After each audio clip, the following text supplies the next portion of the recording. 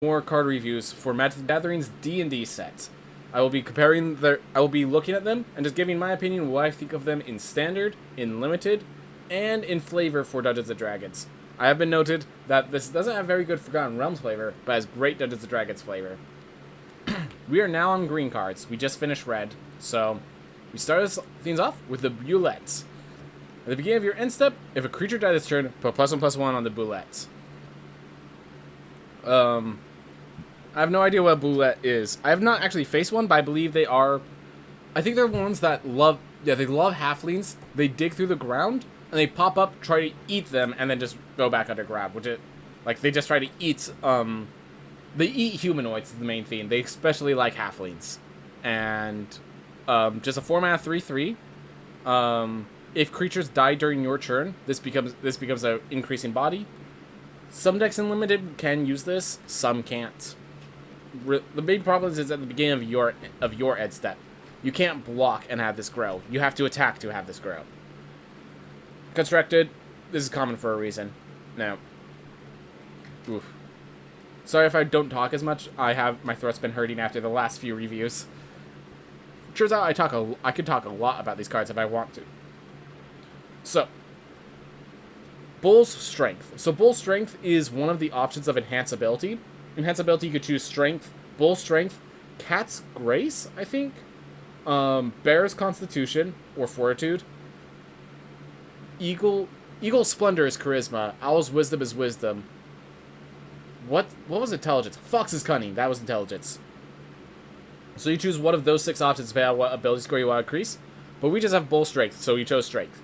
Target creature gets +2/+2 against trample, and you untap it. 2-mana combat trick, both for offense and defense. So, could be good and limited. Don't play more than 1 or 2. It's not a giant growth. It doesn't even give +3/+3. So, is limited in function, but it is a combat trick. Constructed, not playable. Choose your weapon. So, 3-mana instant, you either choose 2-weapon fighting as your... So this is fighting styles, it seems like. 2-weapon fighting and archery. So 2-weapon fighting, you double target creature's power and toughness. Or, because you're fighting with 2 different weapons, so it's twice the weapons, I guess, is their argument. Fair enough. Or archery, spell deals 5 damage to target creature with flying. So this is a huge combat buff, or it's a kill spell for certain creatures, which... That design is really good. It's a design that I enjoy, at the very least. The fact that you can give this... So this card is definitely for a more aggressive deck, because it's a combat trick that if it could also... if they let one of your big creatures through, you could just sometimes win the game by playing this card. So this is more for a Gruul deck, a green-red. And then it also has the ability to kill flying creatures. So, just generally good card in Limited. In Constructed, probably not. There's a 2-mana red spell that doubles target creature's power. This doubles toughness as well. And it is instant. They're both instant speed. Maybe in the Gruul deck you play some of these because the versatility is important. But that's the only thing I can think of. Circle of Dreams Druid. So this is an archetype of Druid that focuses on survivability and rest and things of that nature. Not power and magic sort of. Well, it has magic, but most of its magic is based on protective and recovery sort of mechanics. Which isn't what's shown here. So you tap to add a green for each creature you control, and it costs triple green. So, Limited, you have to be ramping into something for this to be good. I'm not sure if you can. And it's mono green, so that's tough. Constructed, this card is either very playable or very unplayable, and there's really no in between. I don't see the deck right now. Someone's going to prove me wrong, I'm sure of it. Oof. But, what are you ramping into? What are you ramping into? Nyx Bloom Ancient, so you can get even more mana? But, the reason Nyx Bloom Ancient doesn't see much play is because... Then what? You just make a massive Hydra and they block it with a 1/1. Circle of the Moon Druid. So, this is another... So, yeah, the circles are the different archetypes. So, Circle of the Moon, Circle of the Land, Circle of the Dreams, Circle of the Shepherd, stuff like that. So the Moon Druid is the one that uses Wild Shape as combat. So, and like, the bear form is the perfect example of the Wild Shaping, turning into a brown bear. So, as long as it's your turn, it's a 4-2 bear instead of a 2-4 druid. Cool. For limited, I actually really like this because it's a 2-4 is a good 3-drop stat for defensive, and a 4-2 is a very good 3-drop stat for offensive. Also helps you trigger Pack Tactics a lot. So, I think this is a very, very good card for limited when you take into account cards like Pack Tactics and stuff, abilities like Pack Tactics and such. But not good for constructed, not good enough. Compelled Duel, 2 mana, source. So the main issue I have with this card is that sorcery speed. Gives target creature +3/+3 until I have turn, and it must be blocked this turn. Even in limited, this isn't actually a combat trick. This is something that gets blown out by a combat trick. It kind of is a kill spell, but they have to have a single creature for it to be a kill spell. And one of the adventures gives you 1/1 goblins, so I'm gonna... one of the adventures. Yeah. Was it Lost Mine of Phandelver? The second one gives you a 1/1 red goblin. So, and Realm of the Mad Mage gives you some 1/1 skeleton. So I have a feeling Compelled Duel's not going to work out as often as you want it to as a kill spell. So it's just a +3/+3 to a creature at sorcery speed. If it's not good at limited, it's not good in limited, and as it's supposed to be a limited card, it's definitely not good constructed. Much like the spell Compelled Duel, which is you choose a creature, if they fail their save, they have to fight you, and you have to fight them. But the thing is, if anyone else hits you, like your allies helping you kill this person, the spell ends. If anyone breaks your concentration, the spell ends. Compelled Duel sucks in both. So that's needs to give trample. There we are. Ace Law. You need to give trample. Even then, it's still sorcery speed, so I'm not even sure about it with trample. Alright. Dire Wolf Prowler. 3 mana 2/2. And then you could pay 2 mana to give it +2/+2 and haste until end of turn, but you can only activate this once. So, this is a 5 mana 4/4 haste, which with the green-red Pack Tactics deck that they seem to be pushing for, that's actually a pretty cool possibility. It could be good for limited. Constructed, we're just throwing it out right now. It's a 3 mana 2/2. Even if it becomes a 3 mana 5/5. Who cares about this 3 mana 4/4 sometimes? Oh, by the way, dire wolves are just bigger. Dire just means the larger version. Dire rats are big rats. Dire wolves are big wolves. So yeah, it's a 5 mana 4/4 haste at time when you first play it, and then you could attack as a 3/3 and force them to choose their blocks as if it's a 4/4. Much like Rust Monster, this is one of those seeds that you attack in, and they just don't block it, which allows you to chip in 2 damage consistently. That's what makes Dire Wolf Prowler good and limited, and if your deck doesn't need that, then this isn't a good card. If you can't capitalize on that chip damage, you don't need Dire Wolf. Druid class. Love all these classes. 2 mana, whenever a land enters the battlefield under your control, you gain 1 life.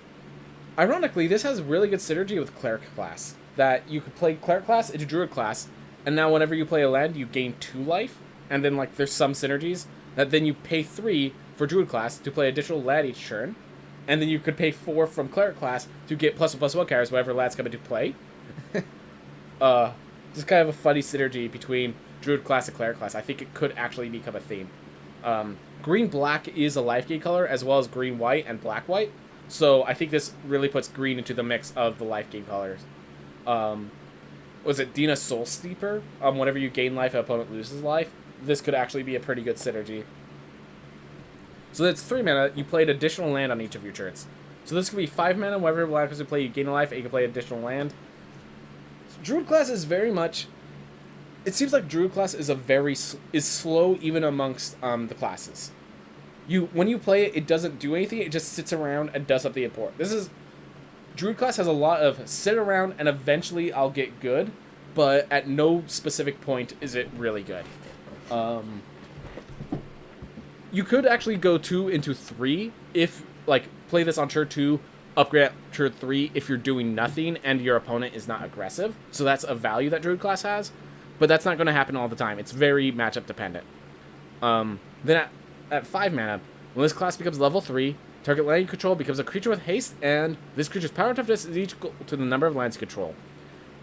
So, that's a very powerful fact. It gets you a 5/5 that very quickly becomes a 6/6, then a 7/7, and an 8/8. It gives you a big body. In Constructed, they just kill that body, and you actually need to take value of that additional land, which means you have to have enough card draw to draw enough lands to use Druid class. Not sure how often that occurs. In Limited, this is one of the slowest cards. This is a slow, big creature, and if you treat it as anything else, it's going to end badly for you. It's a big creature, but it's a very slow creature. Good enough, though. I enjoy it. As you can guess, everything has connection to the land. Druid. Alright, Eliwick Tumblestrum. So this is the Green Planeswalker. Its +1 is Venture into a Dungeon.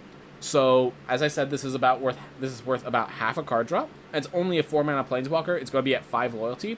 I think that's actually really strong. Also note, you can complete dungeons in 4 picks. This thing can complete a dungeon on its own as you try to get to the emblem. That's really good. It's -2. You look at the top 6, put a creature card into your hand, so it's card advantage. And if it's legendary, you gain 3 life. So it's card advantage. It keeps you alive. It has a lot of good effects like that. And if you get to its -7, your creatures have trample, haste, and +2/+2 for each differently named dungeon you've completed. So just if you get an emblem, creatures you control have +2/+2 trample and haste. That's, oh, this is an MTG made-up character? Did not know that. Alright, well, good to know. Anyways, that is good enough of an emblem. The fact that it could complete a dungeon on its own. This is no Garruk. This is not the power of Garruk. But this card could be the only Venture card in your deck and be good enough. Which makes it absolutely insane and limited. And in Constructed... In Constructed, I do think you want to be the Venture deck, but the fact that I'm considering in Construct, like, this card might make... I was talking about white-black aggro Venture. This could be, like, part of the blue-green mid-range Venture, so this card could be really good. I'm not sure what the deck looks like, and I don't think it comes out while it drains around, but this card could be really good. Alright. Elterguard Ranger. 4/1 reach for 5. And when it enters the battlefield, you create a 2/2 Green Wolf. So that's 6/3 in stats on turn 5. This card single-handedly triggers Pack Tactics if you need it. 4/1 with reach basically acts as a kill spell that also makes a wolf. I think this is good and limited. Not a constructed card. Don't know what the Elterguard is, so unfortunately I cannot comment on D&D stuff. Find the Path. Enchant land, you venture to a dungeon, and then the land adds 2 green instead of 1. You can also equip this to a non-green, to like a red source, and it adds 2 green instead of a red. You can add a red or double green, so you're basically always going to use it for double green. If you use it for 2 color, it's because you're low on green mana. That's the only reason you'd put it on a non-forest. Yeah, you really need something to ramp into. There are dragons in this set, so there are things to ramp into. But if you're not going to be playing too many of these in Limited. It doesn't like keep you safe. It doesn't create a 1/1 pest. It doesn't protect you. It just puts you for eventuality. And as I said, this is basically half a card drop. All right. Froghemoth. 5 mana 4/4 with trample and haste. When it deals combat damage to a player, exile up to that many cards from their graveyard and put +1/+1 counter on it for each creature card, and you gain a life for each non-creature card. So it has to deal combat damage, but it has trample. 5 mana 4/4 trample haste is good enough. The fact that if they don't block it, which they're probably not blocking it because it's it had haste and they didn't expect they needed to block it, means this card is actually like this card is insane and limited, I think, and constructed. Let's see, it comes after Questing Beast. Yeah, I think the problem is there's Questing Beast. And in Constructed, once the deck becomes good, people know to play around it. Once they know to play around Froghemoth, it's a lot harder to get Froghemoth working. It is 5 mana and 4 attack, so you have to get that through, and you can't always get that through. Maybe sideboard card and constructed? That's a good point. If you know that they can't block this, or if they're going to Wrath of God to deal with your threats, this is a way to make a single devastating threat just by attacking in, and it also gains you a bunch of life along the way. The problem is there's going to be a lot of decks where this is gaining you life, and the decks where gaining life doesn't matter for you.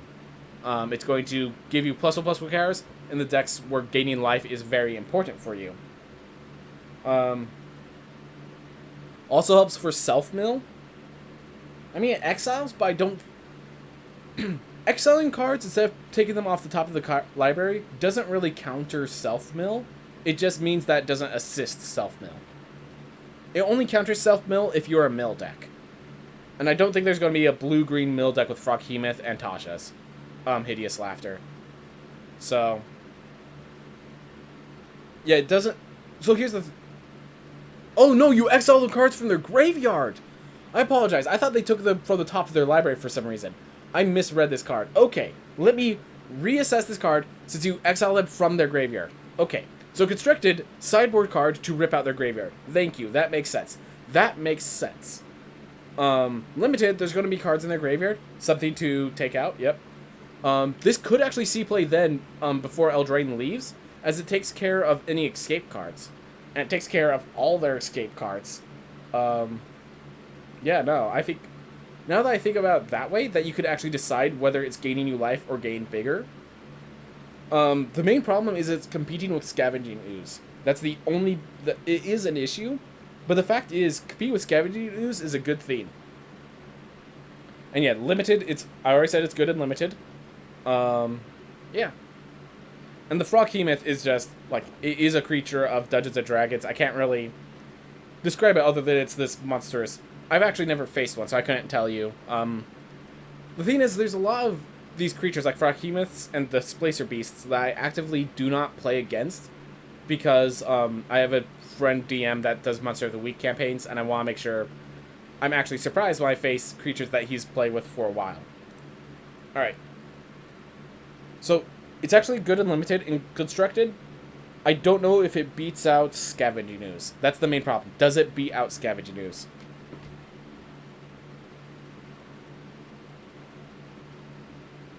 Wait, is Scavenging Ooze in constructed right now?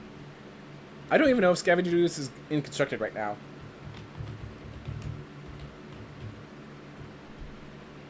Let's see, what set did it come in?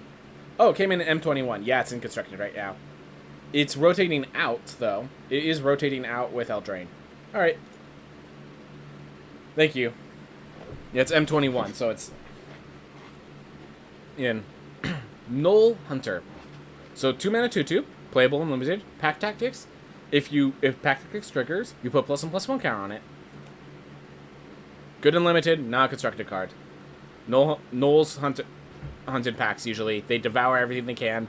Made me think there might be Yin Gohu as like the top end for this deck, but it turned out that they did not care. If they didn't have space for Demogorgon, which got popular after yeah, if they didn't have space for Demogorgon, which got popular after both as Out of the Abyss and in Stranger Things, they're not going to have space for Yin Gohu. Green Dragon. So again, all the dragons are good and limited. 6 mana, 4 for flight. When enters the battlefield, whenever a creature opponent controls is dealt damage, destroy it. Again, this feels like a Gruul card. So, it doesn't give your creatures death touch. So, like, if you attack in with trample, I think you still have to assign all your combat damage to that creature, and then it triggers. So, unfortunately, this does not synergize with trample for constructed. It also does not... Also for limited, that matters. I can't think of any, like, 6 mana plus a Pyroclasm effect that would work. And also, yeah, in constructed, you want board clears. This is half of a board clear. So, amazing and limited, not a constructed card. Again, great Green Dragons, they have Poison Breath. Woo, not really sure what to say. Hill Giant Herd Gorger. 6 mana, 7/6. 1 Herd Gorger enters the battlefield. You gain 3 life. This is much like the Lindworm in draft formats, which is a 6 mana, 6/6 that gains you 4 life, and is used because it's the biggest creature in the draft formats, so when you play it, creatures cannot kill you. So, good card in limited, not a constructed card. lore is already put in the lore. Hill giants are usually very stupid, so the fact that it's smart enough to clean bits of wool off its teeth actually means this is a little smart for D&D, but it's fine. So there's a random encounter, like, in the main giant story in Dungeons & Dragons, the Hill Giant Lair, they actually have a thing that occurs where if they try to stop your escape, a Hill Giant will push a boulder in front of a path, but the boulder's only big enough to stop other giants from coming through the path. Like, you could just walk between the boulder and the wall. So, just hilarious stuff like that. Hill Giants are very stupid. Very stupid. Hunter's Mark costs 3 less if it targets a blue permanent you don't control. Interesting. So they have blue hates. It can't be countered. Target creature you control gets +1/+1, and then it deals damage equal to its power to target creature you don't control. Creature or planeswalker. So it's instant speed, which makes me think it's good enough in limited. That's the only reason. It is 4 mana. It's a 4 mana kill spell, basically, in limited. It does require you to have a big creature, but I think green has no issue with that. In constructed, it's are you big green stompy? Are you dealing with a blue deck that has creatures? I think that's the big thing. It's a blue deck that has creatures that you have to deal with. So that's not going to come up very often. Oh well. Alright, Inspiring Bard. When it enters the battlefield, you choose one. Either target creature gets +2/+2, so it's a 4 mana 3/3 that gives a little buff, or you gain 3 life. You have to really capitalize on that +2/+2 to use this in limited. 4 mana 3/3s generally aren't good enough, and it's not a constructed card at all.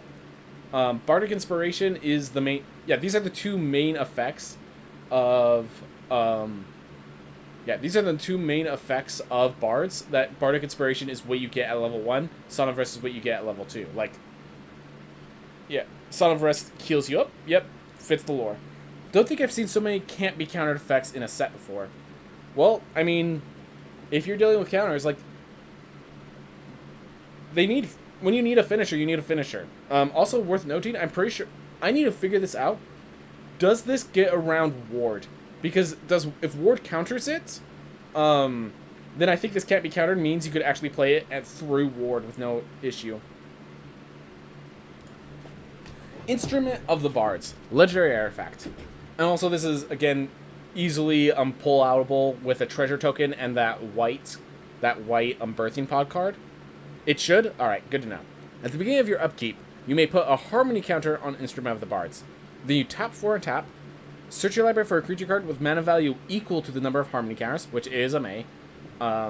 Reveal it and put it into your hand. If the card is a legendary, you create a treasure token. Then you shuffle.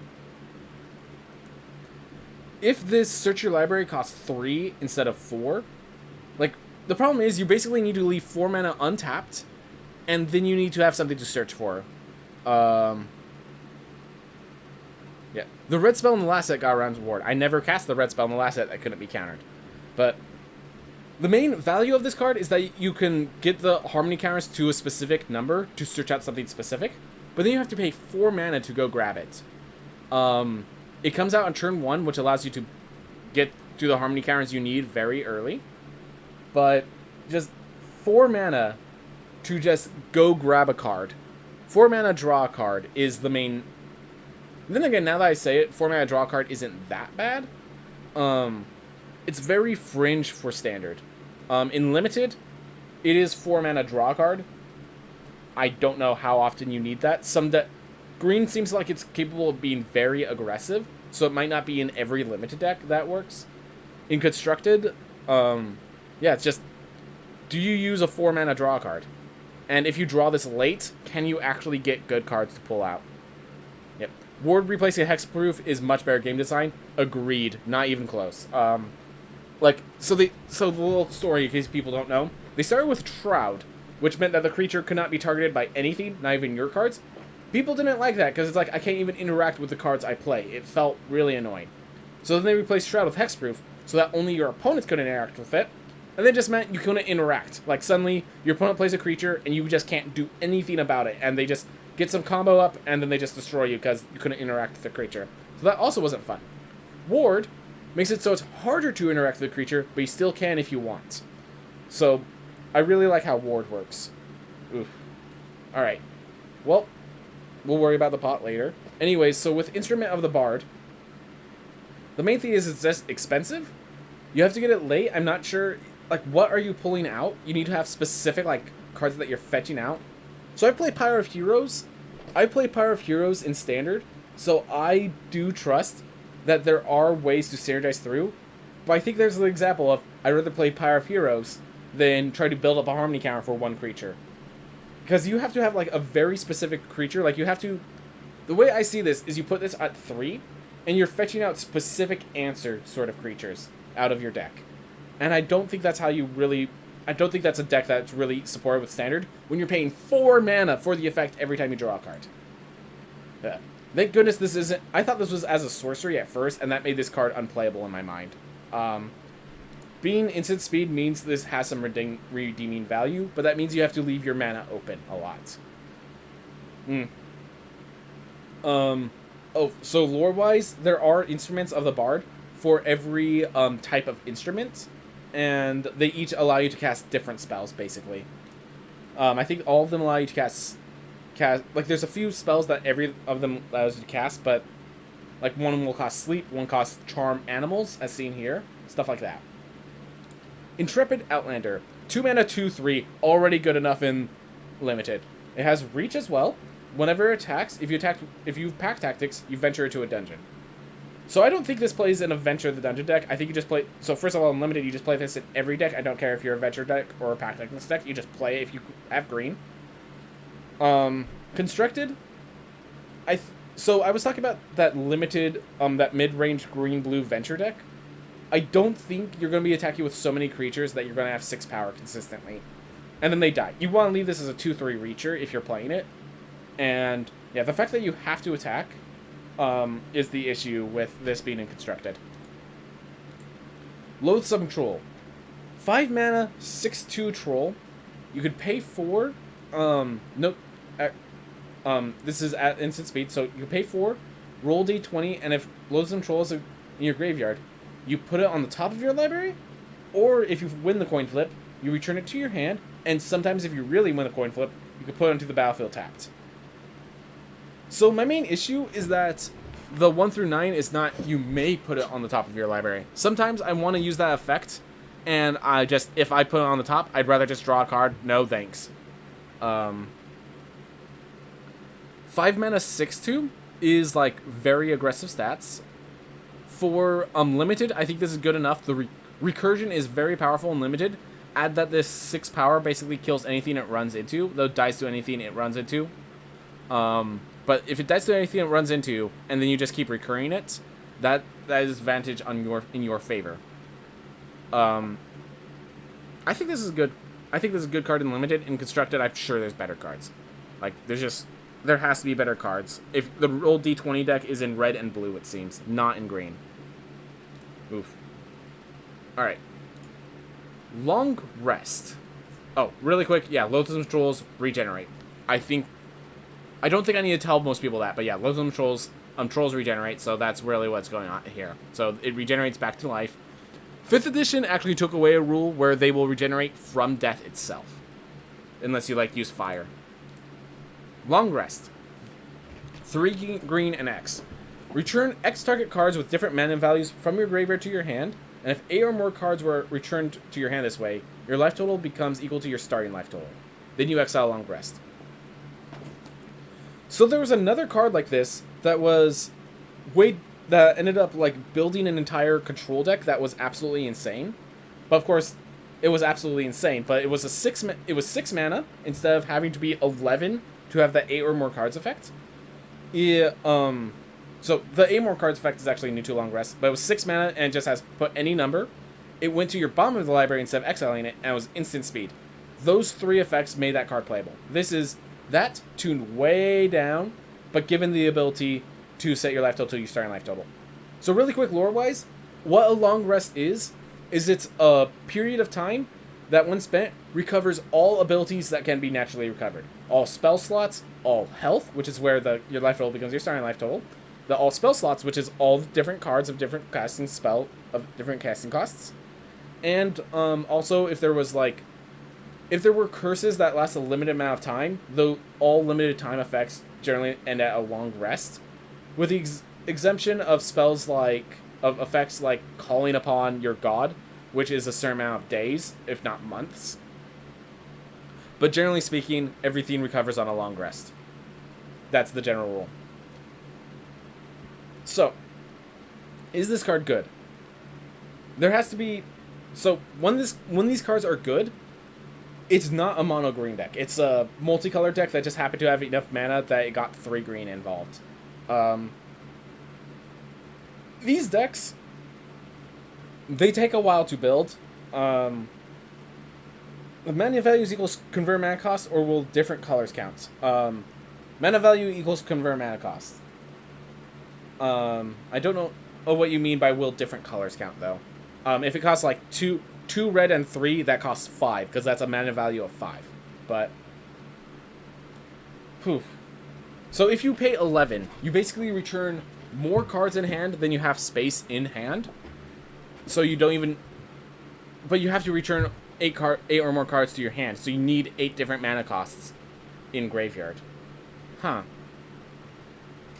Say you're starting... So here's the thing. Say your life total to your starting life total, it requires... That's used when you're dying. You use that to keep yourself alive against aggro decks. You're not getting to 11 mana against an aggro deck. So we're just going... So the more I think about it, the more I think that second part we just remove. It's just return X target cards with different mana values from your graveyard to your hand. So if this is 6 mana, draw 3 cards, 7 mana, draw 4, which... It's green instead of blue, but like 7 mana, draw 4. Like Boon of the Wishgiver is 6 mana, draw 4, and it also cycles. So, yeah, I'm going to say this isn't a good card unless there's some like super hyper combo deck that gets invested a ton of mana into this.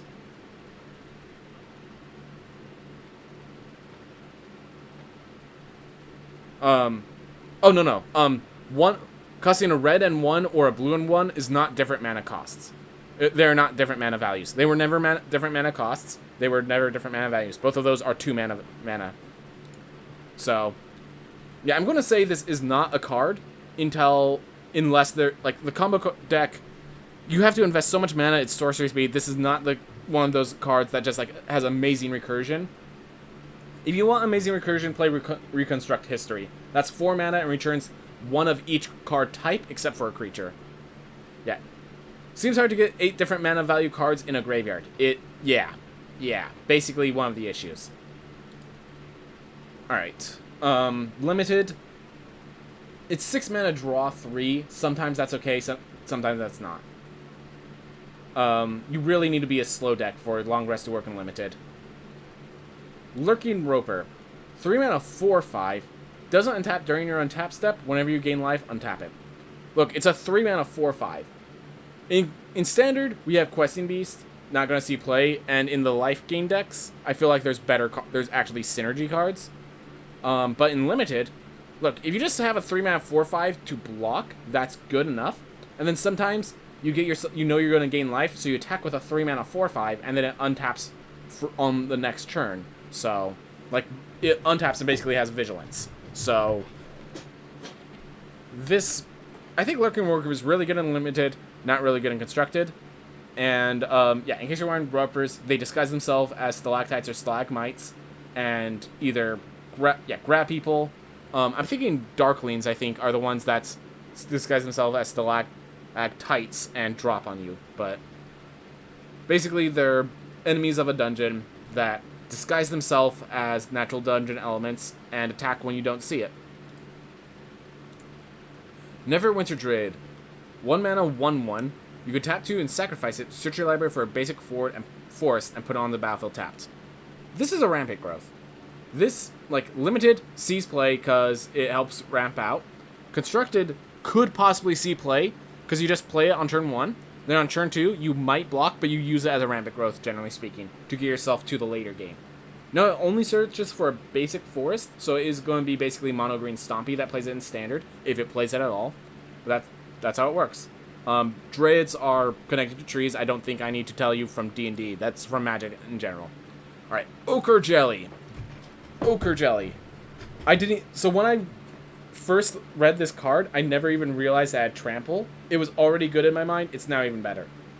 So, jellies, just for the lore, if you use the wrong weapon, if you use like a sword instead of a bludgeoning weapon or magic, if you cut Ochre Jelly in half on accident, it splits into 2 Ochre Jellies that each have half as much health as the original. So basically, you could end up accidentally swarming yourself by using your sword and stuff instead of like a hammer. And that's kind of the main thing of jellies, that they'll split and divide and keep growing if you don't attack them properly.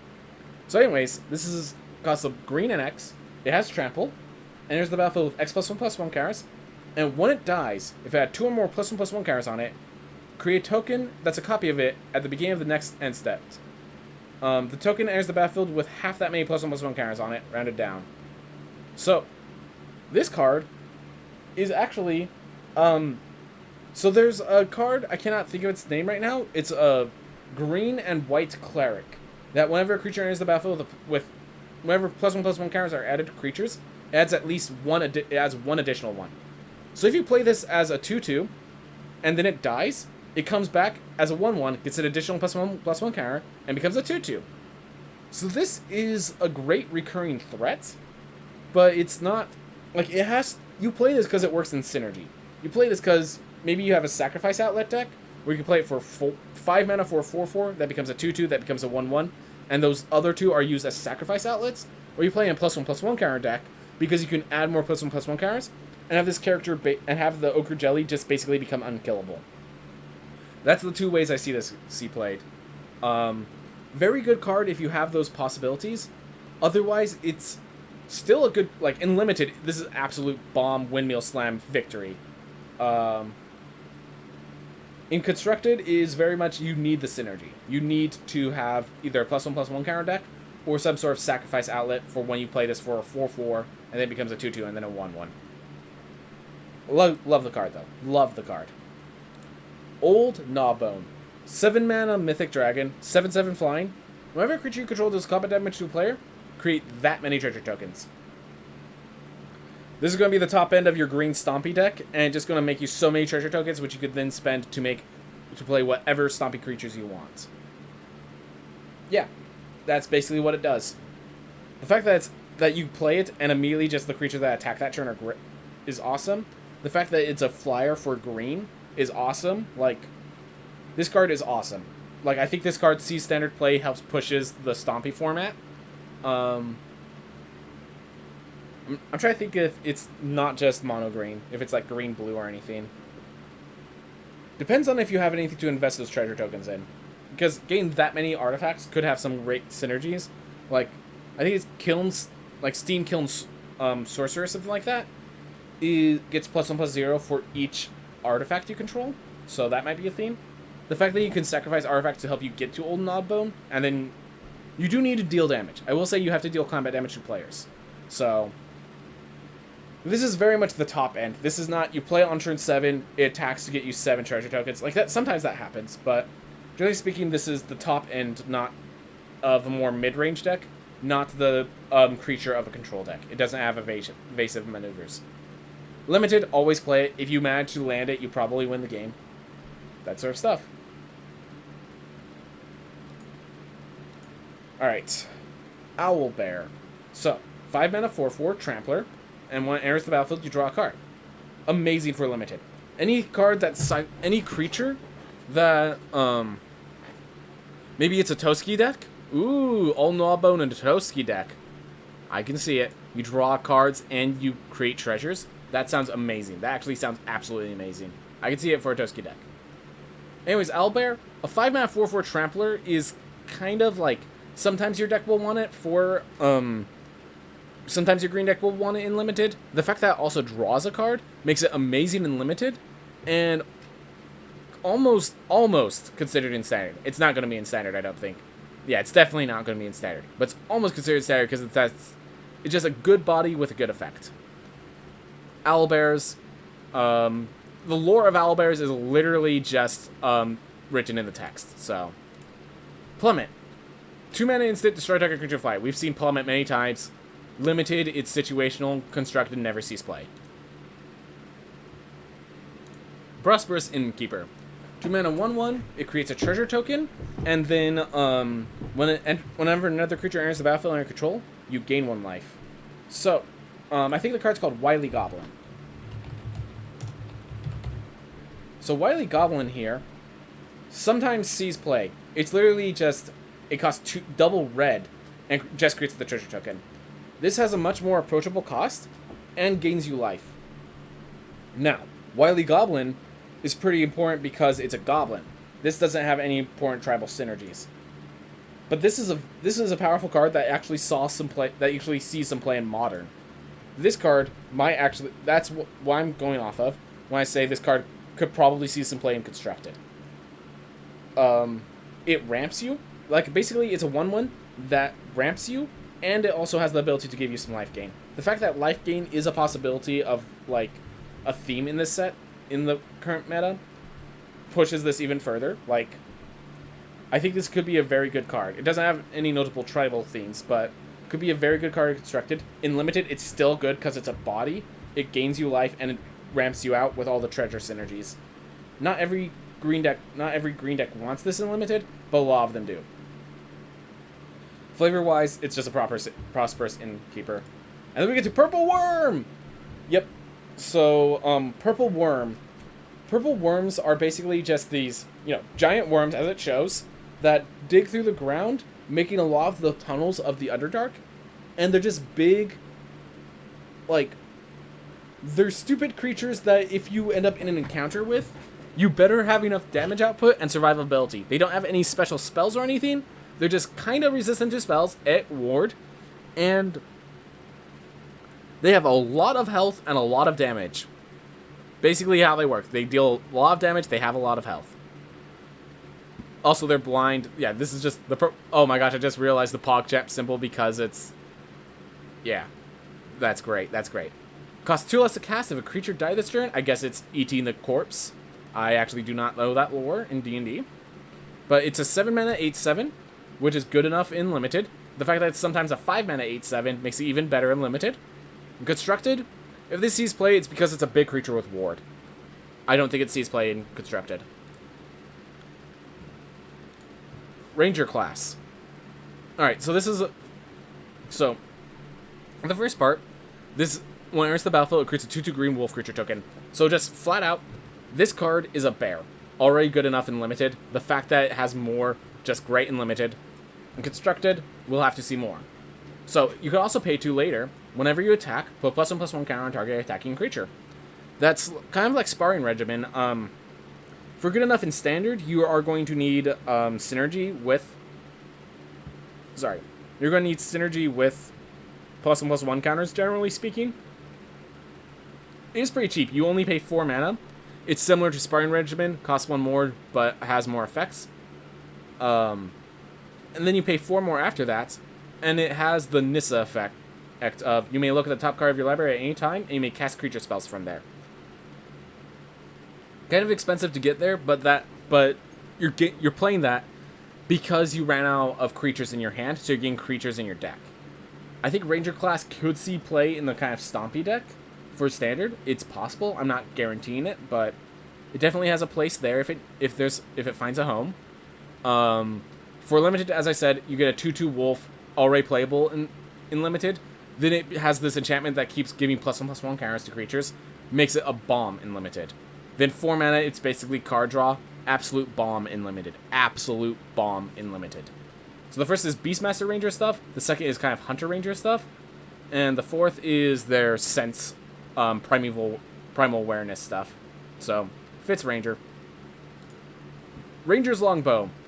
2 mana, equipped creature gets +2/+1 as reach, equip 3. It's an equipment. You sometimes want equipment. It's similar to the +2 mace. You're not mad for having it, you're happy too, but gets not unnecessary very quickly. Okay in Limited, equip 3 is pretty darn expensive. In Constructed, not playable. Scaled Herbalist. 2 mana 1/3, and you could tap and add an addition and play additional land this turn, basically. Worth noting, you can actually do that during their turn, so you can leave this untapped to block as a 1/3. So this is your card that helps you ramp to later cards. Limited, if you have big creatures, you'll be happy playing this as one of your bears. Constructed, I don't think so. We have a card that does this that's costs a white instead of a colorless one, so it's a green and a white, and it's a 2/3 with Vigilance, and it also has some extra landfall trigger stuff, and that does not see any play whatsoever. That being said, this is mono green, so that might help it, but I don't think Stompy cares for this. Stompy this and the other Druid class needs a way to get more lands in your hand, and I don't see what that is. Yeah, that's basically the theme. You need more lands in your hand, I don't see how you get there. Spoils of the Hunt. Target creature you control gets +1/+0 for each treasure spent, and then it deals damage equal to its power to target creature opponent controls. So this is a one-sided fight spell, that if you have more treasures, you could actually boost the power of your creature. And what's really cool is that means this could actually be a combat trick, because it's instant speed. You attack, they double block, you kill one, and you have more damage for another. Like, this is actually, I think, a really, this is premium in green for limited. Constructed, I don't think so. We have better fight spells. Yeah. Not really there for constructed. They're for limited, though. My entire house just suddenly started shaking. Alright, well, it stopped, so hopefully that was just like a magnitude 1 or 2 earthquake. Hopefully it's actually something less, but... yeah, my house just hopefully we're all alright. Anyways, Sylvan Shepherd. 3 mana, 2/3 Vigilance. Good and limited. When it attacks, roll a d20. You either gain 1 life, 2 life, and sometimes 5 life. You remove the d20 effect. It's okay in limited. Add it. It doesn't really help it in limited. Not good enough constructive. You attack, it dies. That's it. It's an okay card. It's an okay card. Alright. The Tarask. Oof. So 9 mana, 10/10. It has haste and ward 10 as long as it is cast. And when it attacks, it fights target creature that player controls. So, this is the top end of your Stompy deck. And it has that big haste effect. Like, this could be a win condition for the big Stompy. The ward 10 also basically makes it untouchable. And, haste, I kind of find it interesting that Stompy decks have been focusing more on haste than trample. Which actually leads me to my issue with this as a flavor theme. Tarask has an ability called Siege Monster. The Tarask, the whole idea is that it tramples over cities. That's the lore of the Tarask. That basically, if you build yourself around walls, it has Siege Monster, so it deals double damage to structures. And with that, and its legendary actions, it could basically pump out like 1,000 damage or so every 6 seconds. The Tarask, in case you're wondering, is a challenge level 30 enemy, which is the highest challenge level, higher than Ancient Dragons. Like, I think the highest Ancient Dragon is challenge rating 24. This thing is considered the most powerful, like, just physical monster, and while it doesn't have any magic and lacks intelligence, the Ward 10 comes because its shell actually reflects magic. Like, there's certain spells that literally cannot hit the Tarask whatsoever. You try to disintegrate it, you're at risk of disintegrating yourself. This is like a monstrous threat. It wakes up from the night, from the earth itself, roars, and murders the next few cities. Now, thing is, this card actually, the Tarask, lore-wise, the threat of it isn't that it's hard to kill specifically, because while it has a ton of health, if you strategize around it, there's a whole thing where a few level 4 wizards can actually take out Tarask, because it has no aerial combats, basically. You just fly above it. I think Melf's Acid Arrow is one of the few spells that can hit it without you taking damage that can hit it actually through this shell. And you just whittle away over the course of like 100 turns.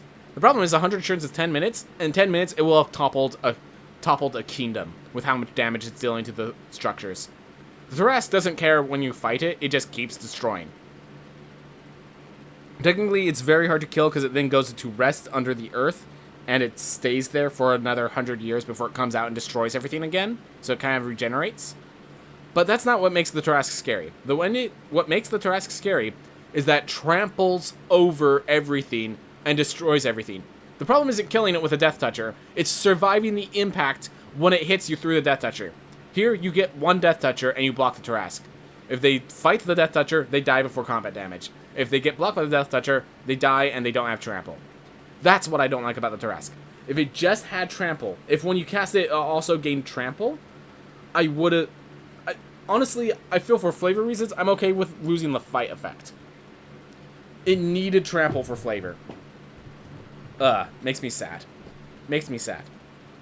Anyways, limited, a 10-10 haste monster is always played. Always good. So, always good and limited. Underdark Basilisk. 2 mana, 1/2 Death Touch. No other things. Good enough and limited. Can't be blocked by 1/3s. Blocks 1/3s very well. Not a constructed card. Not a constructed card. Varus, Silvery Moon Ranger. Alright, so it has Reach and Ward 1. It's a 3 mana 3/3, so good stats for possible constructed. Yeah. Oh yeah, that's a good example. So this Basilisk here could kill this Tarrasque. Just to get an example of how ridiculous this is.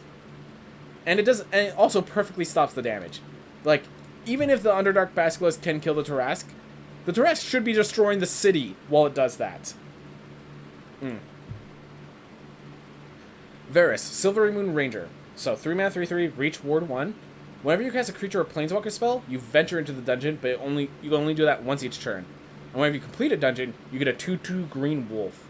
So this, I think, yeah, 3 mana 3/3, Reach, Ward 1. Good enough for limited. For constructed, you do need to be a bit of a creature deck. This is one of those where it's for the adventure deck. I can definitely see it in the mid-range adventure deck. It's well statted to be just a good card. I think this with the gosh, why can I not think of its name right now? The Green Planeswalker. Those two cards really push for that green being part of the venture deck, but they have recurring venture that is very easy. Like, you don't have to attack. You don't have to do anything specific. That's why these cards, I feel, are better for more mid-range than aggro. Lore-wise, don't think this card makes sense. I don't know much about Varus. It's a half-elf ranger from Silvery Moon. That's good enough. I think that's more of an elven area, but that explains why he's a ranger instead of part of Silvery Moon itself. Don't think there's any dungeons or wolves in Silvery Moon. And it's a made-up character. Okay. Wandering Troubadour. 4 mana... Well, okay, so first of all, they don't need to be wolves. This is a ranger. It could just be a Beastmaster Ranger. If it left Silvery Moon, which an adventurer would do, it makes sense that they would bond with a wolf on their way around. Like, so maybe being part of Silvery Moon was the issue, but it's like, it's a ranger. It's doing what rangers do. Wandering Troubadour. 4 mana 4/2. At the beginning of your end step, if you had a land enter the battlefield under your control this turn, venture into the dungeon. So if you play this on turn 4, you play land, you tap 4, play it, and then it ventures into the dungeon. And then on future turns, basically at the beginning of your end step, it ventures into the dungeon. That's good enough for limited, and it's almost there for constructed. It is recurring, venturing. But I'm not sure a 4 mana 4/2 will cut it. 3 mana 3, like, that's something that a 3 mana creature can manage. The venture has to be very powerful. You need, like, I think Varus beats this out. You might play this if you just need more cards like Varus. There's a swamp with trolls next to Silvery Moon. Alright, good to know. Anyways, yeah, if this creature can be played and not die to Bone Crusher or other cards of that effect, this can be good. Like, it ventures into the dungeon, it does so recurring without much work on your part, but it's 4 mana and it has 2 health, so I don't think so. It's close. It was close to standard playable. If it was a 2/4, or actually if it was a 4/4, then probably, but limited definitely great, constructed not so sure. It is a dragon, by the way. The fact that it is a dragon could be worth noting. Werewolf Pack Leader. 2 mana 3/3 human werewolf. If you have pack tactics, you draw a card. and you could pay 4 mana to turn it into a 5/3 and remove human to add, and gain. So it becomes a 5/3 with trample, and it loses humanity. Beautiful card. Does what it needs to. In limited, it's a 2 mana 3/3. That's already amazing. The fact that it could also draw you cards makes it possibly in constructed. There is, as I said, the next set is in Innistrad, which is vampires, werewolves, zombies, that sort of stuff. So I have a feeling this is coming into play just to become actually competitive viable with the next set after this. So I do trust Werewolf Pack Leader to be a good card. I don't think it is until the next rotation. Could be the bottom end of a Stompy deck. Definitely has that part. But until then. Wild Shape. So yeah, if you're not a Circle of the Moon Druid, your Wild Shape is a lot less powerful and much more versatility. And that way, this is how it works. So instant speed, you either become a creature becomes a 1/3 turtle with hexproof, a 1/5 spider with reach, or a 3/3 elephant with trample. So it just either it's basically protecting. It's a 1 mana protect your creature or turn it into a 3/3. Because it's not +3/+3, because it just becomes a 3/3 with trample. This is a lot more situational of a combat trick. Also, yeah, really quick, you cannot target your enemy's creatures, but as far as I understand, you keep any additional abilities. So if you have Death Touch and you become the 1/5 spider with reach, I think you still keep Death Touch, which is pretty awesome. If I'm correct there, then that's pretty awesome. That being said, it's really weird to play even in limited. Even in limited, this is a hard card to evaluate because it really depends on how the enemies block and how you control the maneuvers. The fact that green is trying to go big and get like Stompy and Pack Tactics and stuff, I'm gonna say this isn't even really gonna see much play in limited. Maybe it's a good trick, but it's a trick, not a combat trick, is the way of saying it. No constructed play, I don't think. No constructed play. You find a cursed idol. So you either destroy an artifact, an enchantment, or you create treasure and venture into a dungeon. Alright, so this is kind of a sideboard card that you can main deck. This I feel like is going to see play in best of one specifically in that blue-green venture deck, because it is like the ability to have that naturalize effect in your main deck feels good, but obviously you don't always need it. But when you need it, you want it. So I feel like this is either a sideboard card in that blue-green mid-range deck, or it's just, yeah, it's weird otherwise. Limited, you don't want too many of these, but like 2 of these you can manage. The fact that you can, instead of destroying artifacts or enchantments, get yourself a treasure token and half a card draw means that kind of works. If it was instant speed, I'd be a lot more excited about this card. If it was instant speed, I'd be a lot more excited. It's sorcery. You happen upon a glade. You either journey on, search your library for 2 basic land cards, and put them into your hand. So this is what the druid cards need. They need cards to put lands in your hand. Or you could return a card from your graveyard to your hand.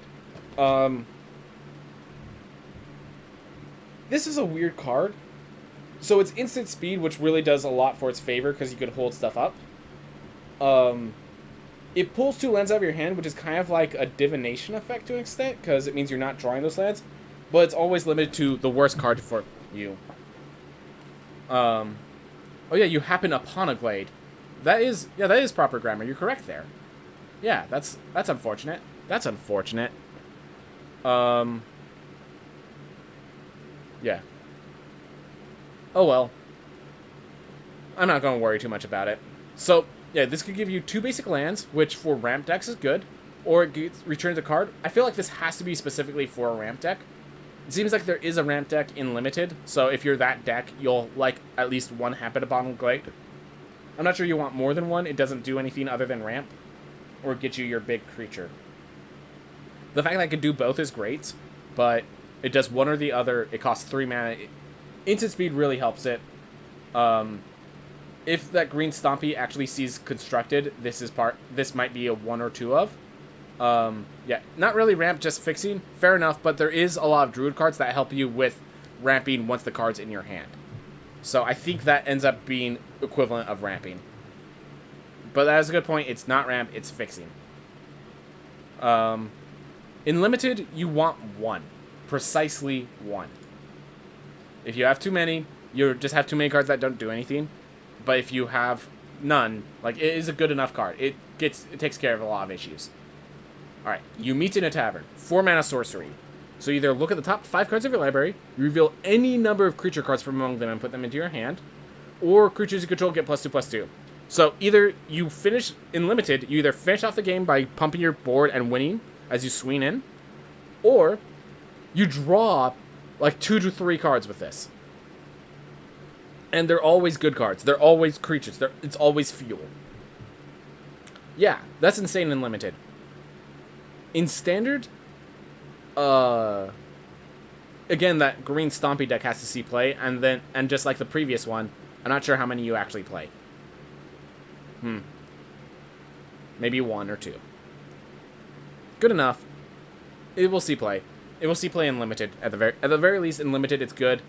In standard, that Stompy deck, I'm really banking on that Stompy deck. I don't know what it looks like. It might be a land deck with the Druid stuff. And if that's the case, then you don't meet in the tavern. The fact that you have fight spells and stuff, I think this actually is worse in constructed than it is in limited. Oh well. Anyways, that's the last of the colors. So next time we meet up, we'll be doing multicolored. I'm probably just going to try to do artifacts and lands and the rest of the cards while I'm there. Oof. Been a long day. Throat starting to hurt. Everyone, thank you so much for watching. I hope you all have a wonderful day.